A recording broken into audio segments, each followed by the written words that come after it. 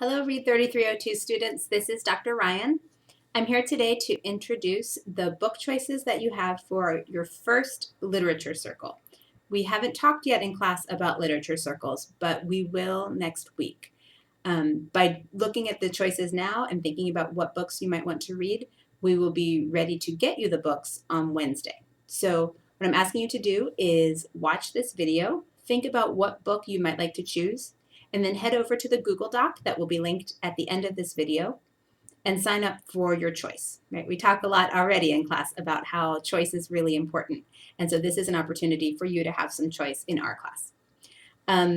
I will, like I said, I will bring copies of the books to class, so you do not need to purchase them or get them from the library. Although if you wanted to start your children's literature collection now for your future classroom, I think that's a great idea. These books are all at the bookstore, but like I said, I will bring copies for everybody to class with me on Wednesday the 20th. So here are your choices. The first choice is Henry's Freedom Box. The subtitle is A True Story from the Underground Railroad. The story is a beautiful story. It's historical fiction, but based on an actual person named Henry Box Brown. And Henry was born into slavery. He was an enslaved person. And the book tells about his life and eventually what he tried to do to escape. And let's see if I can find a good example. I'll give you a hint. He actually mails himself to the north. Okay, so this is Henry's story, and you can see what happens. So if you like historical fiction, if you're interested in issues of enslavement and issues of those kinds of issues of oppression, this might be a book for you. Your second choice is Amelia and Eleanor Go for a Ride by Pamela Munoz Ryan. It is also based on a true story, and it's about the friendship between Amelia Earhart and Eleanor Roosevelt. Right, so Amelia Earhart, the pilot, and Eleanor Roosevelt, the first lady. And so this is actually, again, based on a true story of their friendship, and it details a night that they got together at the White House and then ditched the Secret Service and went flying around D.C. If you are interested in women's issues, if you're interested in friendship, if you're interested in the kinds of things that these two pretty cool ladies did just in a time when really women weren't supposed to go off on their own and fly around the city, then this might be a book for you.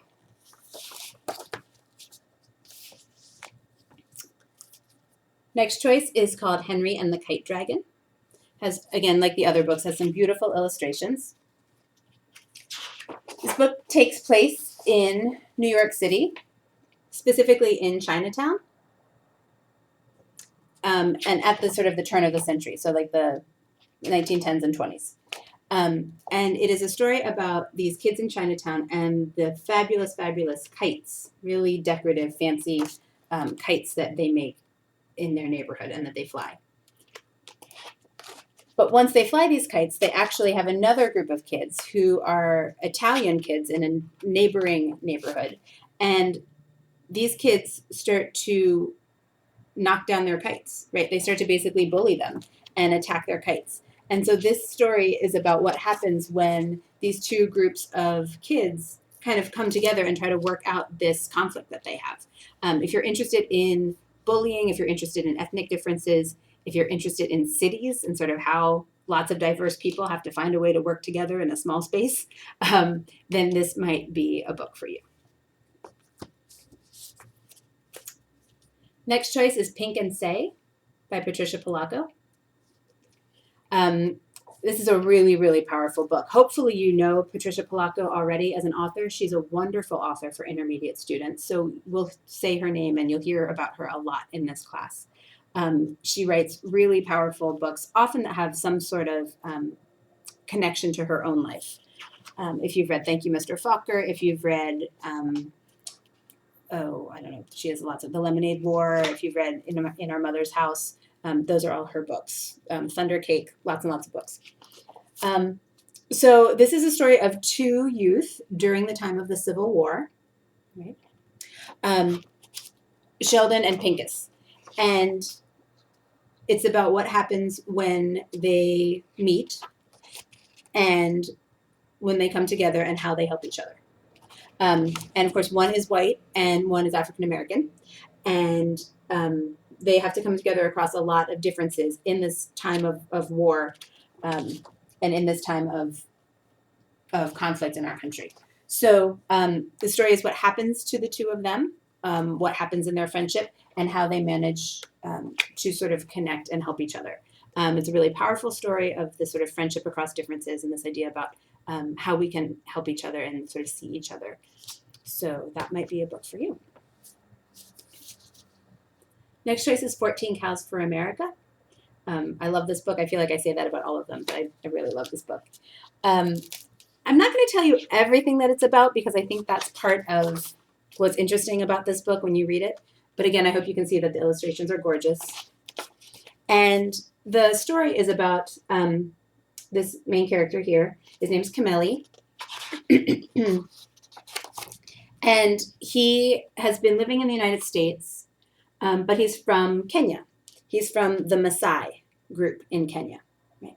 And so he's been studying in the United States, and he comes home after something happens to tell his family and his community about this thing that's happened that he lived through. And so the story is about his reconnecting with his community here in Kenya and about what his community decides to do when they hear his story. Okay, that's all I'm going to say about this one for now, but it's very, very powerful. If you are interested in cross-cultural differences, if you're interested in the ways that we can sort of help each other, even across boundaries, even across differences, if you're interested in, I think how else to sort of explain it. If you're interested in sort of the power of the human spirit, right? Sort of what people can do and how much people can serve each other, this might be a book for you. It's really, really good. Here's your next choice. It's called Voices in the Park. This book of all of them is maybe the most different. It's the most interesting. If you're a person who likes things that are a little bit bizarre, a little bit ambiguous, a little bit unclear, like, what? Why would they? That's what? If you're a person who likes that kind of thing, then this might be a book for you. If you're a person who likes very clean-cut stories that you know exactly what happens and there's not a lot of questions, this might not be a book for you, okay? So in some ways, this story is about people in a park, but it's also about a lot more than that. So you'll notice here it says first voice, okay? So this book is told from multiple perspectives. If you like to look at the illustrations and sort of try to figure out what in the world might be going on in these, then that might be a good book for you. This book is really different.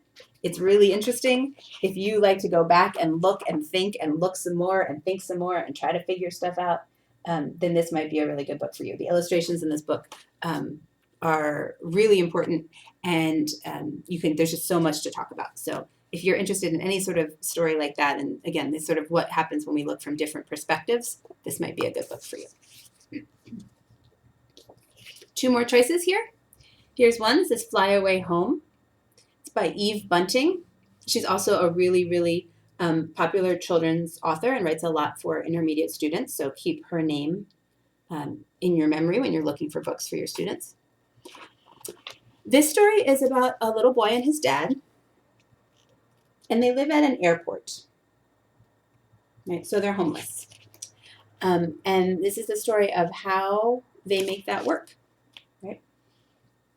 What life is like when you don't have any other place to live, and how they manage to keep the airport as a place where they can stay. Right? If you're interested in sort of social issues, if you're interested in how kids are affected by the world around us and by issues that families face, if you're interested in poverty, if you're interested in homelessness, and how kids particularly experience those things, then this might be a book for you. And last but certainly not least is The Other Side by Jacqueline Woodson. I have a lot of favorite children's books and favorite children's authors, but Jacqueline Woodson might be my favorite author. She's just wonderful. And the other side was one of my favorites. So this book is about two little girls, Annie and Clover, and they live near each other. I don't know if you can see in that picture. But they've been told that they're not supposed to play together. They're not supposed to cross the fence. Okay. So this is a story of the two of them trying to figure out why they've been told that and what they do in response.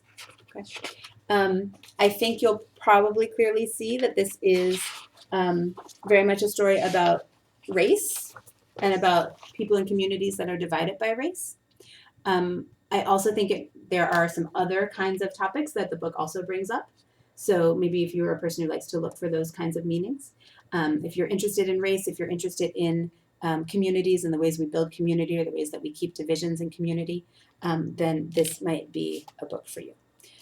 Again, really powerful and really a lot to talk about. So there we have it. You have 8 different choices. So think about that. We can have up to 2 groups of 4 students each. Okay, so 8 people can read the same book. And you'll see that on the Google Doc. Just to recap, Henry's Freedom Box. Amelia and Eleanor Go for a Ride. Henry and the Kite Dragon. Pink and Say.